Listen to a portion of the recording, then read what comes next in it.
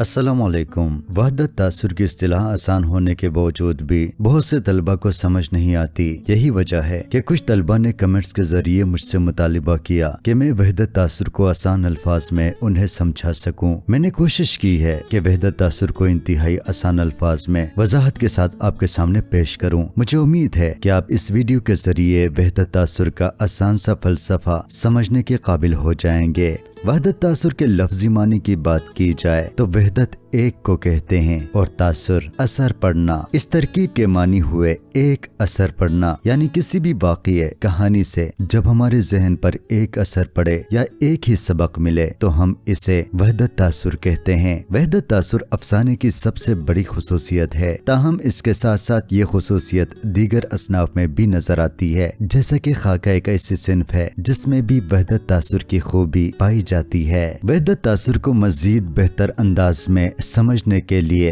एक अफसाने की मिसाल देते हैं। अफसाना कफन आपने पढ़ा होगा। जब इस अफसाने को हम आखिर तक पढ़ते हैं तो हमारे जहन में एक ही बात आ जाती है और वो है गुर्बत तहजीब के आदाब भुला देती है। ये वहदत तासुर है। अफसाना निगार शुरू से लेकर आखिर तक इस मौजू से नहीं हटता। तमाम अफसाने में अफसाना निगार गरीब बाप बेटे के किरदारों पर फोकस करता है और एक लम्हे के लिए भी कारीन के जहन को कहीं और भटकने नहीं देता। शुरू से लेकर आखिर तक कारीन गुर्बत की तस्वीर पर अपना जहन मुर्तकिज करते हैं। ये वहदत तासुर की बहुत बड़ी मिसाल है। अब इसके मुकाबले में नावल आग का दरिया का तज़किरा करते हैं। इसको अगर आप पढ़ेंगे तो आपके जहन पर बेशुमार असरात पड़ेंगे। शुरू में आप कदीम हिंदुस्तान के भिक्षुओं के बारे में पढ़ेंगे। तालीमी निज़ाम, रहबानियत, इंसान दोस्ती, सादगी जैसे असरात से होते हुए आप अंग्रेजों के दौर में दाखिल होंगे। फिर अंग्रेजों के नारावा सलूक और हिंदुस्तानियों के गुलामी की दास्तानें भी आपके जहन पर बहुत से असरात मरतब करेंगे। और फिर इससे होते हुए जब आप हिंदुस्तान को आजाद होते हुए देखेंगे तो पाकिस्तान और हिंदुस्तान के सियासी मसाइल, अवाम की कसम पुरसी और गद्दार गद्दार के नारे आपके कानों में गूंजेंगे। कदीम हिंदुस्तान के भिक्षु आपके जहन से महव हो जाएंगे और नए असरात पड़ना शुरू हो जाएंगे। मुख्तसर ये है कि इससे आपके जहन पर बेशुमार असरात पड़ेंगे। इसे हम वहदत तासुर का न होना कह सकते हैं। अब दूसरे जाविये से देखने की कोशिश करते हैं। एक अफसाना निगार की मिसाल एक ऐसे इंसान की है जो एक टॉर्च लेकर एक बड़े हाल में दाखिल होता है। हाल में बेशुमार चीजें पड़ी होती हैं। अफसाना निगार टॉर्च लेकर किसी एक चीज के पास जाता है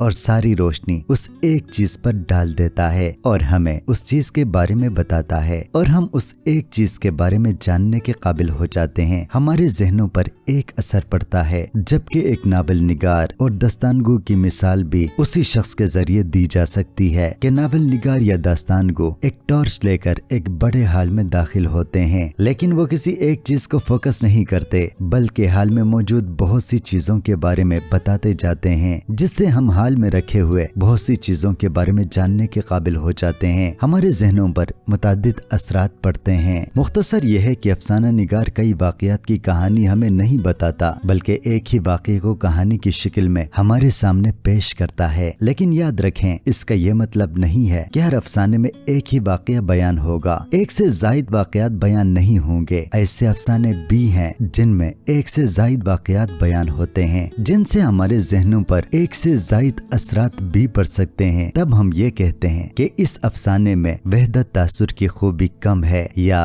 वहदत तासुर की खूबी नहीं है। अच्छा अफसाना वही है जो हमारे जहनों पर एक ही असर छोड़े या फिर उस अफसाने को पढ़कर हमें एक ही सबक मिले। जैसा कि अफसाना कफन पढ़कर हम एक ही बात सोचने पर मजबूर हो जाते हैं। गुर्बत तहजीब के आदाब भुला देती है।